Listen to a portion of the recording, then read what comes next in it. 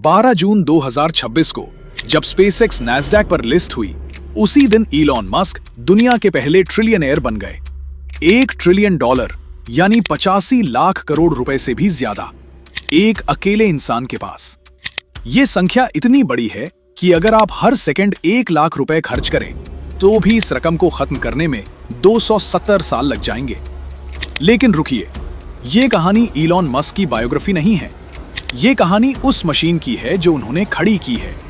असली सवाल ये है, स्पेसएक्स पैसा कहां से कमाती है, किस बिजनेस से, कितना और कैसे एक रॉकेट कंपनी $2 ट्रिलियन की हो गई? क्या ये एक असली बिजनेस है या दुनिया का सबसे बड़ा बबल? आज हम स्पेसएक्स के पूरे बिजनेस मॉडल को एक एक लेयर उठाकर देखेंगे, हर रेवेन्यू स्ट्रीम को समझेंगे, हर स्ट्रैटेजी को तोड़ेंगे और उस एक नंबर को ढूंढेंगे जिस पर यह पूरा $1 ट्रिलियन का एम्पायर टिका है। वो नंबर है $200, सिर्फ $200। और इसीलिए स्पेसएक्स $2 ट्रिलियन की है। ये कैसे, वो हम बाद में समझेंगे। पहले शुरुआत से चलते हैं। साल 2002, इलॉन मस्क के हाथ में थे $180 मिलियन पेपॉल को ईबे को बेचने के बाद। अब एक नॉर्मल इंसान क्या करता? घर खरीदता, गाड़ियां खरीदता, रिटायर हो जाता, शायद किसी बीच पर बैठकर कॉकटेल पीता। इलॉन मस्क ने $100 मिलियन निकाले और लगा दिए एक रॉकेट कंपनी में। लोगों ने कहा पागल है, और ऑनेस्टली उस समय वो लोग गलत भी नहीं थे, क्योंकि उस वक्त स्पेस में एक सैटेलाइट भेजने की कॉस्ट थी $50 मिलियन से $400 मिलियन तक। नासा जैसी एजेंसी भी एक लॉन्च में $400 से $500 मिलियन खर्च करती थी। ये वो दुनिया थी जहां स्पेस सिर्फ गवर्नमेंट्स का काम था, प्राइवेट कंपनीज का वहां कोई काम नहीं था। लेकिन इलॉन ने एक चीज नोटिस की जो बाकी सबने इग्नोर कर दी थी, द रॉ मटेरियल गैप। एक रॉकेट बनाने में रॉ मटेरियल्स की कॉस्ट कितनी होती है? स्टील कितना लगता है, एल्यूमिनियम कितना, फ्यूल कितना? अगर आप सब रॉ मटेरियल्स जोड़ें तो एक रॉकेट बनाने का मटेरियल कॉस्ट है सिर्फ $8 मिलियन, यानी लॉन्च कॉस्ट का महज 2%। तो बाकी 98% पैसा कहां जाता है? जवाब था वेस्ट में। उस वक्त दुनिया की हर रॉकेट कंपनी, चाहे वो नासा हो, बोइंग हो या लॉकहीड मार्टिन, सभी अपने रॉकेट्स को एक बार यूज करके फेंक देती थी। सोचिए ये कितना बड़ा मैडनेस है। जैसे आपने एक एयरप्लेन में मुंबई से दिल्ली गए और दिल्ली पहुंचते ही एयरप्लेन को समुद्र में फेंक दिया। अगली बार नई एयरप्लेन बनाओ। ये था दुनिया का स्पेस बिजनेस मॉडल, और इसीलिए स्पेस इतना महंगा था। इलॉन ने सोचा अगर रॉकेट वापस आ जाए तो? सुनने में सिंपल लगता है, करने में 13 साल लगे। 28 सितंबर 2008, वो रात जो सब कुछ बदल गई। स्पेसएक्स का सफर आसान नहीं था। 2006 में पहला रॉकेट उड़ा। सिर्फ 30 सेकंड्स में एक छोटी सी फ्यूल लीक की वजह से समुद्र में गिर गया। $6 मिलियन का रॉकेट 30 सेकंड्स में। 2007 में दूसरा उड़ा, ऑर्बिट तक पहुंचा ही नहीं, रास्ते में ही बिखर गया। 2008 में तीसरा उड़ा, वो भी एक ही बार में फेल हो गया। सारा पैसा खर्च हो चुका था। एम्प्लॉइज के घरों में तनाव था, कुछ लोगों ने नौकरियां छोड़नी शुरू कर दी थी। एक आखिरी रॉकेट बचा था। कंपनी बैंकतेसी से महज एक लॉन्च की दूरी पर थी। इलॉन मस्क अपनी दूसरी कंपनी टेस्ला के लिए भी पैसे जोड़ रहे थे, वो भी उस वक्त बर्बादी के कगार पर थी। और फिर 28 सितंबर 2008 की रात, फैल्कन 1 ने ऑर्बिट छू लिया। पहली बार इतिहास में एक प्राइवेट कंपनी का लिक्विड फ्यूल रॉकेट स्पेस में पहुंचा। उस रात स्पेसएक्स के इंजीनियर्स एक दूसरे से लिपटकर रो रहे थे, और इलॉन मस्क ने कहा, मुझे इस बात पर यकीन ही नहीं आ रहा। उस रात से जो चैप्टर शुरू हुआ वो आज $1.75 ट्रिलियन तक पहुंच चुका है। फाल्कन 9, वो मशीन जिसने सब बदला। स्पेसएक्स का पहला बड़ा कमर्शियल प्रोडक्ट था फाल्कन 9 रॉकेट, और इसे समझने के लिए पहले एक रॉकेट की स्ट्रक्चर को समझना जरूरी है। बिल्कुल सिंपल भाषा में, एक रॉकेट के 3 हिस्से होते हैं। पहला हिस्सा है फर्स्ट स्टेज, इसमें इंजन्स और फ्यूल टैंक्स होते हैं। ये रॉकेट को धरती से उठाकर ऊपर की तरफ धकेलता है। इसकी कॉस्ट होती है लगभग $30 मिलियन। ये रॉकेट का सबसे महंगा हिस्सा है। दूसरा हिस्सा है सेकंड स्टेज। जब फर्स्ट स्टेज अपना काम कर लेता है तो ये हिस्सा अलग होकर पेलोड यानी सैटेलाइट को उसकी फाइनल ऑर्बिट तक पहुंचाता है। इसकी कॉस्ट है 10 से 15 मिलियन डॉलर। तीसरा हिस्सा है पेलोड फेयरिंग। ये एक प्रोटेक्टिव शेल है, जैसे किसी गिफ्ट के ऊपर रैपिंग पेपर होता है। लॉन्च के समय ये एटमॉस्फेयर की गर्मी और हवा से सैटेलाइट को बचाता है। जब एटमॉस्फेयर पार हो जाती है तो ये 2 टुकड़ों में खुल जाता है। इसकी कॉस्ट है 6 से 10 मिलियन डॉलर। पुरानी दुनिया में क्या होता था? लॉन्च होता था, फर्स्ट स्टेज काम करता था और जलकर समुद्र में गिर जाता था। फेयरिंग भी 2 टुकड़ों में टूटकर समुद्र में डूब जाती थी। बस सेकेंड स्टेज ही काम में आता था। मतलब हर लॉन्च पर 46 मिलियन डॉलर कूड़े में, हर बार, हर लॉन्च, बिना किसी अफसोस के। स्पेसएक्स ने किया क्या? स्पेसएक्स ने फैल्कन 9 का फर्स्ट स्टेज इस तरह डिजाइन किया कि लॉन्च के बाद वो वापस आ सकता है। रॉकेट ऊपर जाता है, सेकेंड स्टेज अलग होता है और फर्स्ट स्टेज जो अब खाली है वो पलट जाता है और अपने इंजन्स को रीस्टार्ट करके धीरे धीरे नीचे आता है। एक छोटे से ड्रोन शिप पर समुद्र के बीच में बिल्कुल सीधा खड़ा हो जाता है। जैसे किसी फिल्म में स्पेशल इफेक्ट्स देखते हैं, वैसा रियल लाइफ में हुआ। और फेयरिंग को भी स्पेसएक्स ने पानी में जाल बिछाकर पकड़ना शुरू किया, एक रिकवरी शिप की मदद से। नंबर्स जो चौंका दें। फैल्कन 9 से पहले स्पेस में 1 किलोग्राम भेजने की कॉस्ट थी $18,500। फैल्कन 9 आने के बाद यही कॉस्ट गिरकर आई $2,700 प्रति किलोग्राम पर, यानी एक झटके में 85% की कमी। इसका मतलब क्या हुआ? इसका मतलब यह हुआ कि जो काम नासा को $500 मिलियन में पड़ता था, वो अब 60 से 70 मिलियन डॉलर में हो सकता था। नासा को अब स्पेसएक्स के अलावा कोई ऑप्शन नहीं था। पेंटागन को नहीं था, प्राइवेट कंपनीज को नहीं था। 2025 में स्पेसएक्स का यूएस लॉन्च मार्केट शेयर पहुंच गया 85% पर, यानी हर 10 में से 8 से 9 कमर्शियल लॉन्चेस स्पेसएक्स कर रही है। बाकी सभी rocket companies, Boeing, ULA, Ariane space, सब मिलकर सिर्फ 15% मार्केट शेयर के लिए लड़ रहे हैं। 2025 में स्पेसएक्स ने रिकॉर्ड 165 फ्लाइट्स लॉन्च की। रेवेन्यू आया $4.1 बिलियन। लेकिन यहां एक ट्विस्ट है जो बहुत कम लोगों को पता है। ये रॉकेट बिजनेस अभी भी ऑपरेटिंग लॉस में है। हैरान हो गए? दुनिया की सबसे सक्सेसफुल रॉकेट कंपनी लॉस में है। क्यों? क्योंकि स्पेसएक्स एक नए रॉकेट पर हर साल $3 बिलियन लगा रही है। उसका नाम है स्टारशिप। फैल्कन 9 में एक प्रॉब्लम थी, सेकेंड स्टेज वापस नहीं आता था। मतलब हर लॉन्च पर भी $12 से $15 मिलियन का नुकसान हो रहा था। स्टारशिप को बनाया गया है इस प्रॉब्लम को हमेशा के लिए खत्म करने के लिए। स्टारशिप के 2 हिस्से हैं। पहला है सुपर हेवी बूस्टर। ये फैल्कन 9 के फर्स्ट स्टेज जैसा है, लेकिन कई गुना बड़ा, और ये लॉन्च के बाद वापस आता है। इस तरह कि लॉन्च टावर उसे हवा में ही पकड़ लेता है, जायंट मेटल चॉपस्टिक्स की तरह।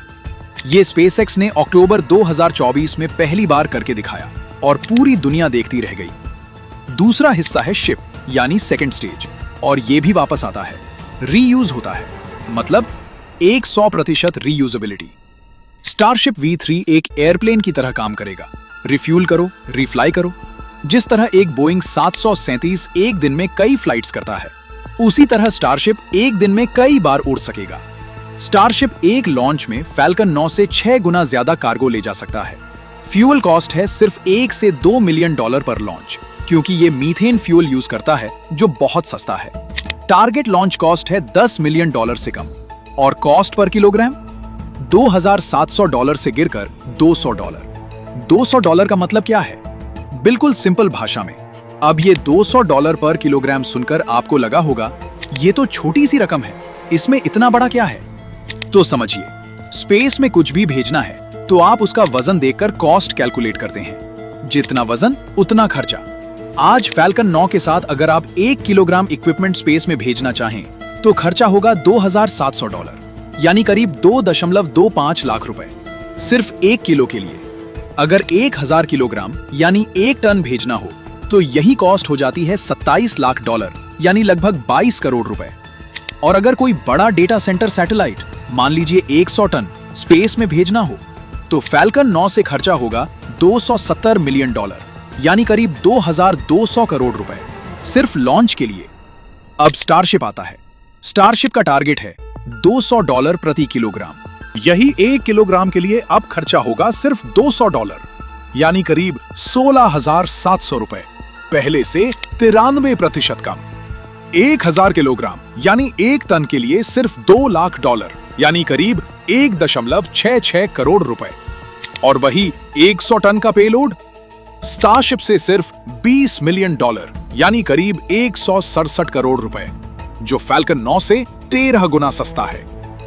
ये सिर्फ कॉस्ट रिडक्शन नहीं है, ये एक ऐसा थ्रेशोल्ड है जिसे पार करने के बाद स्पेस डेटा सेंटर्स अर्थ के डेटा सेंटर्स से सस्ते पड़ने लगते हैं। और जब वो दिन आएगा, पूरी दुनिया की टेक्नोलॉजी इंडस्ट्री का गेम बदल जाएगा। यही है वो मैजिक नंबर, $200 प्रति किलोग्राम। ये नंबर क्यों इतना इंपॉर्टेंट है, वो हम पार्ट 6 में समझेंगे। पहले दूसरे बिजनेस पिलर्स देखते हैं। प्रॉब्लम जो स्पेसएक्स ने सॉल्व की। आप दुनिया के किसी भी कोने में बैठे हों, हिमालय की चोटी पर, अटलांटिक ओशन के बीच में या किसी रिमोट विलेज में, जहां बिजली तो आती है लेकिन इंटरनेट नहीं।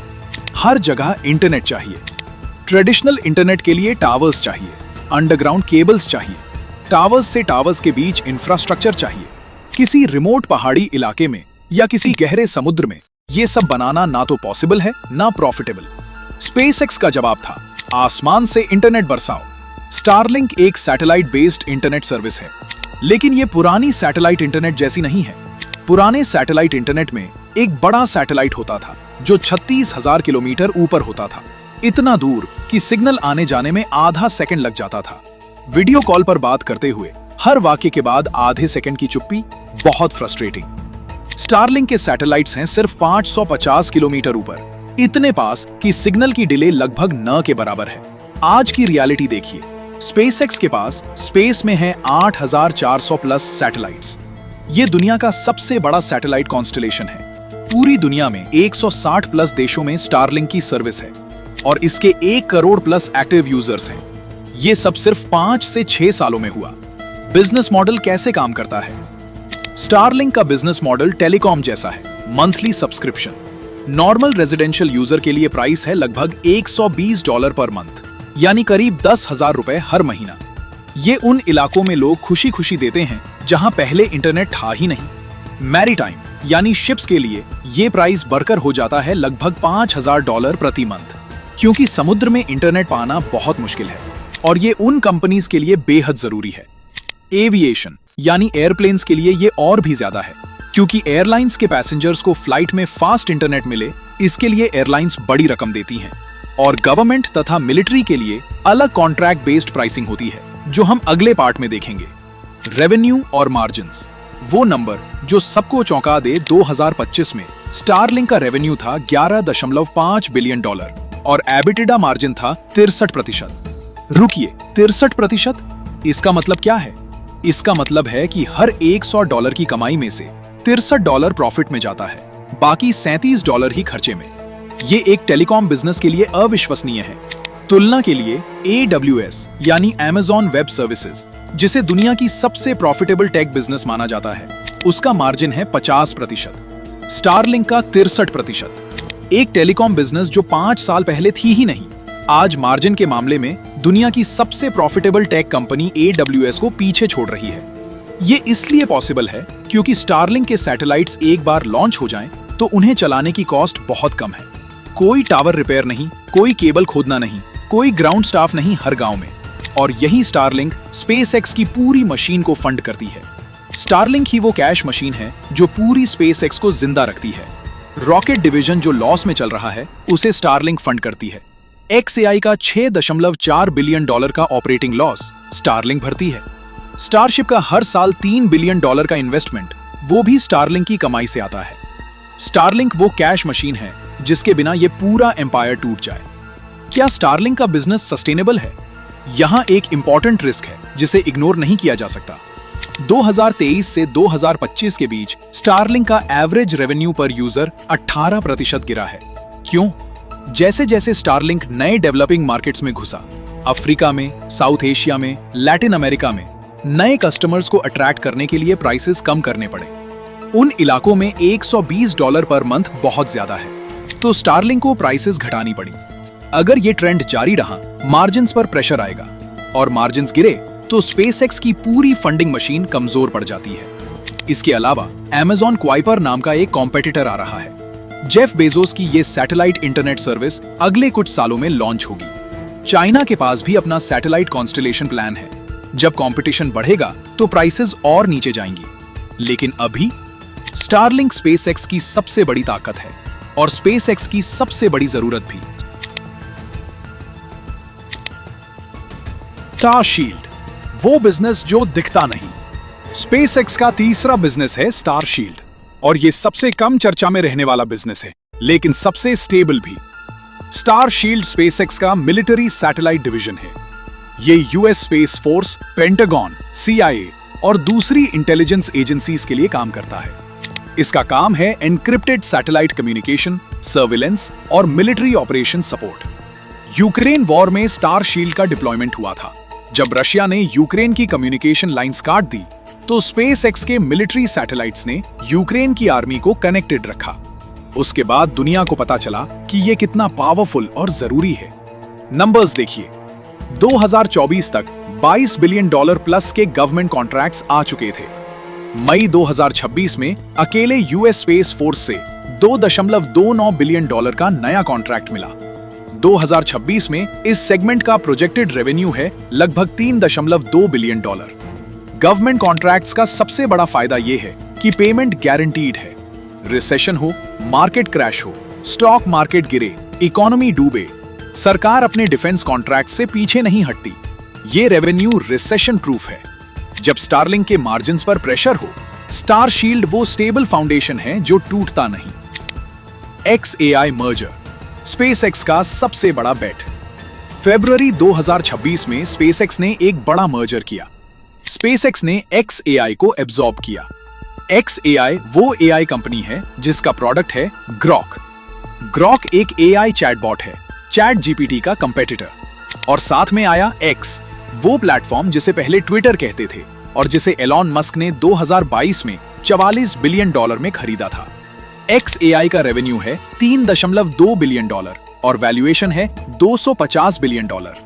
थोड़ा कंपेयर करते हैं। OpenAI का रेवेन्यू है $24 बिलियन और वैल्यूएशन है $850 बिलियन, यानी 35 गुना रेवेन्यू। एंथ्रोपिक का रेवेन्यू है $30 बिलियन और वैल्यूएशन है $400 बिलियन, यानी 13 गुना रेवेन्यू। लेकिन XAI का रेवेन्यू है सिर्फ $3.2 बिलियन और वैल्यूएशन है $250 बिलियन, यानी 78 गुना रेवेन्यू। 78 गुना। OpenAI और एंथ्रोपिक दोनों से ज्यादा। क्यों? क्योंकि इन्वेस्टर्स को लगता है कि XAI के पास एक यूनिक एडवांटेज है, कोलोसस। कोलोसस क्या है? ये एक सुपर कंप्यूटर है जो 5,55,000 GPU से चलता है। दुनिया का सबसे बड़ा AI ट्रेनिंग कंप्यूटर। अभी दुनिया में जितने भी AI मॉडल्स ट्रेन हो रहे हैं, GPT-4, क्लाउड, जेमिनी, सब किसी न किसी डेटा सेंटर में GPUs पर ट्रेन होते हैं। लेकिन इतने बड़े क्लस्टर में एक साथ इतने GPUs, ये कॉम्पिटिटिव एडवांटेज है। और डिस्ट्रीब्यूशन का भी फायदा है। X प्लेटफॉर्म पर करोड़ों यूजर्स हैं, ग्रॉक सीधे उनको मिलता है। लेकिन ऑनेस्टली XAI अभी एक मनी पिट है। 2025 में ऑपरेटिंग लॉस था $6.4 बिलियन। हर क्वार्टर $2.5 बिलियन बर्न हो रहा है। प्रॉफिटेबल होने की कोई क्लियर टाइमलाइन नहीं है। लेकिन एलॉन का बेट है, AI इंफ्रास्ट्रक्चर में जो सबसे पहले स्केल करे वो फ्यूचर में सबसे बड़ा खिलाड़ी बनता है। जैसे Amazon ने 2000 के दशक में AWS में इन्वेस्ट करना शुरू किया था, जब लोग कहते थे ये पैसों की बर्बादी है। और आज AWS दुनिया की सबसे प्रॉफिटेबल टेक बिजनेस है। डेटा सेंटर्स की बड़ी प्रॉब्लम अब असली गेम समझते हैं। ये पार्ट सबसे इंपॉर्टेंट है। आज की दुनिया में AI को बढ़ने के लिए डेटा सेंटर्स चाहिए। हर AI क्वेरी जो आप करते हैं, हर चैट जीपीटी से पूछा गया सवाल, हर गूगल सर्च, हर नेटफ्लिक्स रिकमेंडेशन, ये सब किसी न किसी डेटा सेंटर में प्रोसेस होता है। 2010 में दुनिया में सिर्फ 2 ज़ेटाबाइट्स डेटा जनरेट होता था। 2026 तक ये बढ़कर 221 ज़ेटाबाइट्स हो चुका है और 2030 तक प्रोजेक्शन है 660 प्लस ज़ेटाबाइट्स। यानी 2010 से 2026 के बीच सिर्फ 16 सालों में 110 गुना बढ़ोतरी। और AI जितना बढ़ेगा, डेटा उतना बढ़ेगा। डेटा उतना बढ़ा, डेटा सेंटर्स उतने चाहिए। लेकिन यहां 2 बड़ी प्रॉब्लम्स हैं जो दुनिया के सबसे अमीर टेक कंपनीज की नींद उड़ा रही हैं। Problem 1, power. एक लार्ज एआई डेटा सेंटर कितनी इलेक्ट्रिसिटी खींचता है? जवाब है 1 लाख हाउस होल्ड्स जितनी। एक डेटा सेंटर 1 लाख घरों जितनी बिजली। और पावर की हालत देखिए, यूएस में 2021 से इलेक्ट्रिसिटी प्राइसेस 40% बढ़ चुकी हैं। कुछ डेटा सेंटर्स के पास तो इलेक्ट्रिसिटी बिल्स 267% जंप कर गए हैं। ये अमेरिकन हिस्ट्री की सबसे फास्ट प्राइस जंप है। तो एआई जितना बढ़ेगा, इलेक्ट्रिसिटी की मांग उतनी बढ़ेगी और बिल्स उतने बड़े होंगे। Problem 2, water. डेटा सेंटर्स को कूल रखने के लिए पानी चाहिए। कंप्यूटर काम करते हैं तो गर्म होते हैं, उस गर्मी को निकालने के लिए पानी चाहिए। एक मेगावाट का डेटा सेंटर हर रोज 5000 से 9000 गैलन्स पानी यूज करता है। ये एक दिन का, 1 साल का सोचिए। जहां भी बड़े डेटा सेंटर्स बनते हैं, वहां लोकल लोगों को पानी की कमी होने लगती है। एरिजोना में, नेवादा में, फीनिक्स में, जहां जहां बिग टेक ने डेटा सेंटर्स बनाए, वहां पानी का क्राइसिस है। तो स्पेसएक्स वो कंपनी है जो स्पेस में डेटा सेंटर्स बनाएगी जब अर्थ पर लैंड, पावर और वाटर खत्म हो जाएंगी। और उस दिन स्पेसएक्स का रेवेन्यू आज के $22 बिलियन से बढ़कर $200 बिलियन, $500 बिलियन हो सकता है। ये $1 ट्रिलियन का एम्पायर रॉकेट्स पर बेट नहीं है। ये बेट है कि इलेक्ट्रिसिटी, लैंड और वाटर, जिन पर हर इकोनॉमी टिकी है, ये स्केर्स होने वाली हैं। और उस दिन का एकमात्र सॉल्यूशन होगा स्पेस। The trap. तो एआई को 10 गुना बढ़ना है, लेकिन लैंड नहीं है जहां डेटा सेंटर्स बनाएं, पावर नहीं है जितनी चाहिए, वाटर नहीं है जितना चाहिए। ये एक इम्पॉसिबल इक्वेशन है। तो डेटा सेंटर्स कहां जाएं? Solution space. इलॉन का जवाब है स्पेस में।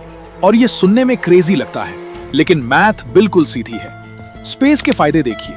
सोलर पैनल्स स्पेस में 40% ज्यादा इफेक्टिव होते हैं, क्योंकि वहां कोई क्लाउड नहीं, कोई एटमॉस्फेयर नहीं जो एनर्जी को एब्जॉर्ब करे। पूरी तरह अनलिमिटेड सोलर एनर्जी मिलती है। लैंड की कोई समस्या नहीं, स्पेस इनफिनिट है। और वाटर की भी जरूरत नहीं, क्योंकि कूलिंग का तरीका अलग होगा। लेकिन एक बड़ी प्रॉब्लम है, स्पेस कूलिंग की समस्या। स्पेस का टेम्परेचर है -270 डिग्री सेल्सियस। तो कूलिंग तो फ्री होगी? नहीं, ये सबसे बड़ी मिसकंसेप्शन है। स्पेस वैक्यूम है। वैक्यूम एक परफेक्ट इंसुलेटर है। अर्थ पर हीट, एयर और वाटर मॉलिक्यूल्स पर सवार होकर बाहर निकलती है। इसे कन्वेक्शन कहते हैं। स्पेस में कोई मॉलिक्यूल्स नहीं है, हीट बाहर नहीं निकल सकती। इसलिए स्पेस डेटा सेंटर को कूल करने के लिए रेडिएटर्स लगाने पड़ते हैं, बड़े बड़े मेटल पैनल्स जो हीट को रेडिएशन के जरिए स्पेस में फेंकते हैं। मैथ देखिए, international space station 70 kilowatt heat produce करता है। उसका रेडिएटर सिस्टम का वजन है 7 टन। तो 1 मेगावाट के लिए 100 टन रेडिएटर, यानी 10 टन कंप्यूटर के साथ 100 टन रेडिएटर। ये बहुत बड़ा वेट है, और वेट का मतलब है लॉन्च कॉस्ट, वो मैथ जो सब बदलती है। आज अगर आप अर्थ पर एक लार्ज डेटा सेंटर बनाएं, तो कॉस्ट है $12 से $15 मिलियन पर मेगावाट। अगर आज फैल्कन 9 की $2700 पर किलोग्राम कॉस्ट से स्पेस में वही डेटा सेंटर भेजें, तो वही कॉस्ट हो जाती है $32 मिलियन प्रति मेगावाट, यानी अर्थ से दुगुना महंगा। इसीलिए अभी कोई नहीं कर रहा। लेकिन जब स्टारशिप $200 प्रति किलोग्राम की कॉस्ट अचीव कर लेगा, तो स्पेस डेटा सेंटर की कॉस्ट आती है $27 मिलियन प्रति मेगावाट। अर्थ पर बने डेटा सेंटर से सिर्फ $12 मिलियन ज्यादा। और ये तब है जब आपने पावर की बचत, वाटर की बचत और लैंड की कॉस्ट अभी काउंट नहीं की। जब वो सब काउंट होगी, स्पेस डेटा सेंटर अर्थ से चीपर साबित होगा।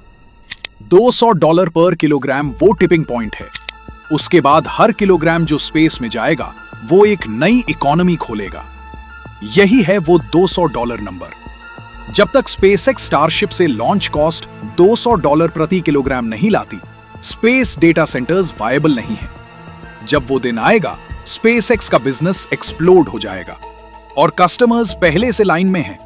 एंथ्रोपिक ने $15 बिलियन पर ईयर का डील साइन किया है स्पेसएक्स के साथ। गूगल टॉक्स में है स्पेसएक्स के ऑर्बिटल डेटा सेंटर्स के लिए। ये वो कंपनीज हैं जिन्हें सबसे ज्यादा डेटा सेंटर्स चाहिए और जो आज सबसे ज्यादा पावर और वाटर की प्रॉब्लम फेस कर रही हैं। यही है वो लॉजिक जो $2 ट्रिलियन वैल्यूएशन जस्टिफाई करती है। ये बेट है कि लैंड, पावर और वाटर तीनों स्केर्स हो जाएंगी और एकमात्र सॉल्यूशन होगा स्पेस। स्पेसएक्स का कंप्लीट फाइनेंशियल पिक्चर। रॉकेट और लॉन्च बिजनेस से रेवेन्यू है $4.1 बिलियन। लेकिन ये सेगमेंट ऑपरेटिंग लॉस में है क्योंकि स्टारशिप पर हर साल $3 बिलियन इन्वेस्ट हो रहा है। स्टारलिंक से रेवेन्यू है $11.5 बिलियन और ये प्रॉफिटेबल है। एबिटिडा मार्जिन एक दमदार 63%। स्टारशील्ड यानी मिलिट्री सैटेलाइट डिवीजन से रेवेन्यू है लगभग $3.2 बिलियन और ये भी प्रॉफिटेबल है गवर्नमेंट कॉन्ट्रैक्ट्स की वजह से। XAI और X मिलकर लाते हैं $3.2 बिलियन, लेकिन इस सेगमेंट में ऑपरेटिंग लॉस है $6.4 बिलियन का। सब मिलाकर स्पेसएक्स का टोटल रेवेन्यू है लगभग $22 बिलियन। टोटल वैल्यूएशन है $1.75 ट्रिलियन, यानी रेवेन्यू का 80 गुना वैल्यूएशन। ये बहुत हाई है, लेकिन इन्वेस्टर्स ये नहीं देख रहे कि स्पेसएक्स आज कितना कमाती है। वो देख रहे हैं कि अगर $200 पर किलोग्राम अचीव हो गया तो स्पेसएक्स 10 साल में कितना कमाएगी। इकोसिस्टम का पूरा लूप, इस पूरे बिजनेस को एक लूप की तरह समझिए। स्टारलिंक 63% मार्जिन के साथ पैसा कमाती है। वो पैसा स्टारशिप डेवलपमेंट में जाता है, जहां हर साल $3 बिलियन इन्वेस्ट हो रहा है। स्टारशिप का टारगेट है $200 पर किलोग्राम लॉन्च कॉस्ट। जब ये अचीव होगा, ये स्पेस डेटा सेंटर्स को एनेबल करेगा। एंथ्रोपिक, गूगल और बाकी सब इन स्पेस डेटा सेंटर्स के कस्टमर्स बनेंगे। उनसे रेवेन्यू आएगा स्पेसएक्स को और वो रेवेन्यू जाएगा और ज्यादा इनोवेशन में। इस पूरे लूप में हर पिस्टन एक दूसरे को ड्राइव करता है। एक भी टूटा तो पूरा इंजन रुक जाएगा। स्पेसएक्स का सबसे बड़ा कंपेटिटिव एडवांटेज क्या है? वो ये है कि पूरे स्टैक पर स्पेसएक्स का कंट्रोल है। और ये बात समझने के लिए सोचिए कि दुनिया की बाकी कंपनीज क्या-क्या करती हैं। रॉकेट्स बनाना और लॉन्च करना, स्पेसएक्स। सैटेलाइट्स बनाना, स्पेसएक्स। सैटेलाइट इंटरनेट, स्टारलिंक, जो स्पेसएक्स की है। मिलिट्री सैटेलाइट्स, स्टारशील्ड, जो स्पेसएक्स का है। एआई सुपर कंप्यूटर, कोलोसस, जो XAI का है, जो स्पेसएक्स में मर्ज हो गई। डिस्ट्रीब्यूशन प्लेटफॉर्म, X, जो स्पेसएक्स के इकोसिस्टम में है। चिप फैब्रिकेशन, टेराफैब, जो स्पेसएक्स, टेस्ला और XAI मिलकर बिल्ड कर रहे हैं। कोई और कंपनी इस पूरे स्टैक को नहीं कंट्रोल करती। Amazon AWS चलाती है, लेकिन रॉकेट्स नहीं। बोइंग रॉकेट्स बनाती है, लेकिन इंटरनेट नहीं। माइक्रोसॉफ्ट एज्योर है, लेकिन सैटेलाइट्स नहीं। गूगल के पास क्लाउड है, लेकिन लॉन्च कैपेबिलिटी नहीं। ये इकोसिस्टम लॉक इन स्पेसएक्स को अनप्रेसिडेंटेड एडवांटेज देता है। अगर कोई कंपनी स्पेस में डेटा सेंटर चाहती है, तो उसे स्पेसएक्स चाहिए। स्पेसएक्स को लॉन्च चाहिए, स्पेसएक्स के पास फैल्कन 9 और स्टारशिप है। इंटरनेट चाहिए, स्टारलिंक है। एआई कंप्यूट चाहिए, कोलोसस है। ये एक ऐसा सर्कल है जिसमें से बाहर निकलना बहुत मुश्किल है। टेराफैब, वो वाइल्ड कार्ड, ऑस्टिन टेक्सास में एक मेगा फैब्रिकेशन प्लांट बन रहा है। इसे मिलकर बिल्ड कर रहे हैं टेस्ला, स्पेसएक्स, XAI और इंटेल। इन्वेस्टमेंट है $119 बिलियन। ये प्लांट AI चिप्स बनाएगा, वो चिप्स जो AI मॉडल्स को ट्रेन करने और रन करने के लिए चाहिए। आज ये चिप्स एनवीडिया बनाती है और पूरी दुनिया एनवीडिया पर डिपेंडेंट है।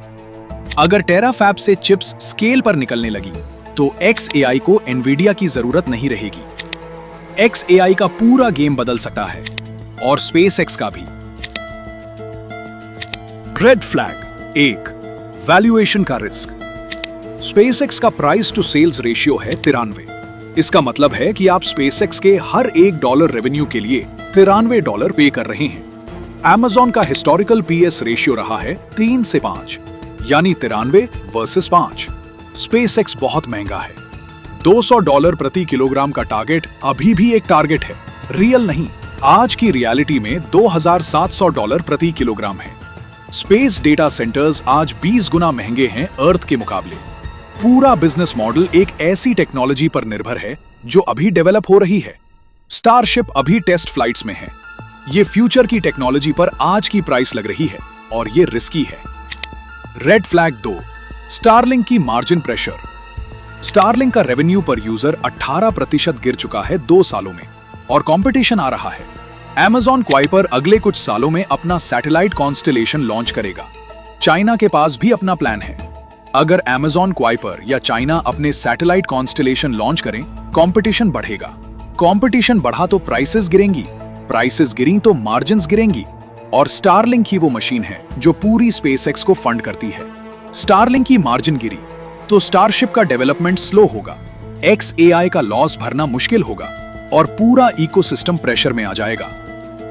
रेड फ्लैग 3, XAI का बर्न रेट। XAI की वैल्यूएशन है 78 गुना रेवेन्यू, OpenAI और एंथ्रोपिक से भी ज्यादा। ऑपरेटिंग लॉस है $6.4 बिलियन। प्रॉफिटेबल होने की कोई क्लियर टाइमलाइन नहीं। 78 गुना वैल्यूएशन पर यह बेट बहुत रिस्की है।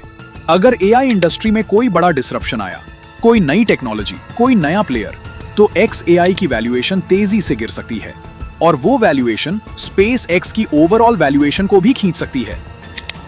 रेड फ्लैग 4, रिटेल एलोकेशन का सवाल। इस IPO में 20 से 30% शेयर्स रिटेल इन्वेस्टर्स को दिए गए। नॉर्मल IPO में यह होता है 5 से 10%। इस एक बात के दो इंटरप्रिटेशन हैं। पहला इंटरप्रिटेशन यह है कि एलॉन चाहते हैं कि आम लोग इस मिशन का हिस्सा बने, कि स्पेस का फ्यूचर सिर्फ बिलियनियर्स का नहीं बल्कि हर किसी का हो। यह पॉजिटिव इंटरप्रिटेशन है। दूसरा इंटरप्रिटेशन यह है कि कंपनी इस हाई वैल्यूएशन पर जितने शेयर्स बेच सकती थी, बेच लिए। यानी इंस्टीट्यूशनल इन्वेस्टर्स पूरी तरह कन्विंस्ड नहीं थे, इसलिए रिटेल को ज्यादा हिस्सा दिया। कौन सा सही है, यह तो वक्त ही बताएगा। लेकिन हिस्ट्री की बात करें तो दुनिया के 5 सबसे बड़े IPOs में से सिर्फ वीजा ने इन्वेस्टर्स को रियल वेल्थ दी। सऊदी अरामको 2019 में $1.7 ट्रिलियन पर लिस्ट हुई और आज भी लिस्ट प्राइस से नीचे है। फेसबुक यानी मेटा का IPO भी शुरुआत में तबाह हुआ था, बाद में ठीक हुआ, लेकिन उसमें सालों लगे। वर्ल्ड्स बिगेस्ट IPO और वर्ल्ड्स बेस्ट इन्वेस्टमेंट, ये दोनों एक नहीं होते। अगर आप SpaceX को एक इन्वेस्टर की नजर से देखना चाहते हैं तो सिर्फ 3 नंबर्स ट्रैक करें, बाकी सब नॉइज है। Number 1, starship launch cost per kilogram. आज ये कॉस्ट है $2,700 पर किलोग्राम। टारगेट है $200 पर किलोग्राम। इसे ऐसे समझिए, आज अगर कोई कंपनी स्पेस में 1 किलोग्राम का इक्विपमेंट भेजना चाहे तो फॉल्कन 9 से खर्चा है $2,700। लेकिन जब स्टारशिप ये काम करेगा तो वही 1 किलोग्राम सिर्फ $200 में जाएगा। यानी आज जो कॉस्ट है उसका सिर्फ 7.4%। अगर 1 टन यानी 1000 किलोग्राम भेजना हो, फैल्कन 9 से $27 लाख लगते हैं, स्टारशिप से सिर्फ $2 लाख। फर्क है $25 लाख का। और जब बड़े स्पेस डेटा सेंटर मॉड्यूल्स की बात आए जो 50 टन से 100 टन तक के होते हैं, तो फाल्कन 9 से वो प्रोजेक्ट $135 मिलियन से $270 मिलियन का बन जाता है। स्टारशिप से यही प्रोजेक्ट $10 मिलियन से $20 मिलियन में होगा। यही वो लाइन है जिसके पार होने के बाद space data centres economically viable हो जाते हैं। हर सक्सेसफुल रीयूजेबल स्टारशिप फ्लाइट इस नंबर को नीचे लाती है। नंबर 2, स्टारलिंक का एबिटा मार्जिन। आज ये है 63%। इसे वॉच करना है, क्योंकि अगर ये 40% भी आया, SpaceX की पूरी फंडिंग मशीन धीमी पड़ जाएगी। कंपटीशन वॉच करें, Amazon क्वाइपर की प्रोग्रेस, चाइना के सैटेलाइट प्रोजेक्ट्स की टाइमलाइन। जब भी स्टारलिंक कोई प्राइसिंग चेंज अनाउंस करे, वो न्यूज है। नंबर 3, टेराफैब का आउटपुट $119 बिलियन का इन्वेस्टमेंट है ऑस्टिन टेक्सास में। अगर यहां से चिप्स स्केल पर निकलने लगी, XAI का गेम चेंज हो सकता है और एनवीडिया पर डिपेंडेंस खत्म हो सकती है। लेकिन अगर यह प्रोजेक्ट डिलेड होता रहा तो यह कॉर्पोरेट हिस्ट्री का सबसे महंगा ब्रोकन प्रॉमिस होगा। तो क्या SpaceX 1997 का Amazon है? याद करें, 1997 में Amazon का बिजनेस था बुक्स ऑनलाइन बेचना। प्रॉफिटेबल नहीं था, लॉसेस में था। लोग कहते थे ये बबल है, ये काम नहीं करेगा, जेफ बेजोस पागल है। जो लोग इन्वेस्ट करके रहे, उन्हें 20 साल बाद 20,000% प्लस रिटर्न मिला। Amazon आज दुनिया की सबसे बड़ी कंपनीज में से एक है। SpaceX का स्टोरी भी कुछ ऐसा ही है। बिजनेस मॉडल आज पेपर पर मेक सेंस नहीं करता। रॉकेट बिजनेस लॉस में है, AI बिजनेस लॉस में है। $2 ट्रिलियन वैल्यूएशन रेवेन्यू का 93 गुना है। लेकिन अगर $200 प्रति किलोग्राम हो गया तो SpaceX वो कंपनी है जो स्पेस फिजिक्स कहती है ये पॉसिबल है, फाइनेंस कहती है ये अभी बहुत महंगा है, और स्टॉक मार्केट कह रही है कि ये प्रॉमिस $2 ट्रिलियन का है। तो असली क्वेश्चन ये है, क्या $200 प्रति किलोग्राम स्टारशिप इस डेकेड में अचीव होगा?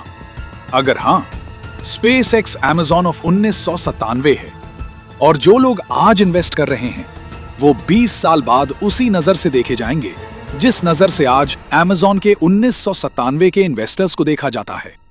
अगर नहीं, ये कॉर्पोरेट हिस्ट्री का सबसे बड़ा बबल होगा और $75 बिलियन उठाने वाली वो सुबह एक वार्निंग बन जाएगी कि कैसे एक इंसान का विजन पूरी दुनिया को बिलीव करा सकता है, चाहे वो विजन कभी हकीकत ना बने। और ये एक नंबर ही तय करेगा, $200। स्पेसएक्स के 4 बिजनेस पिलर्स हैं, रॉकेट और लॉन्च बिजनेस। रेवेन्यू $4.1 बिलियन, फिलहाल लॉस में। फ्यूचर बेट है $200 प्रति किलोग्राम लॉन्च कॉस्ट।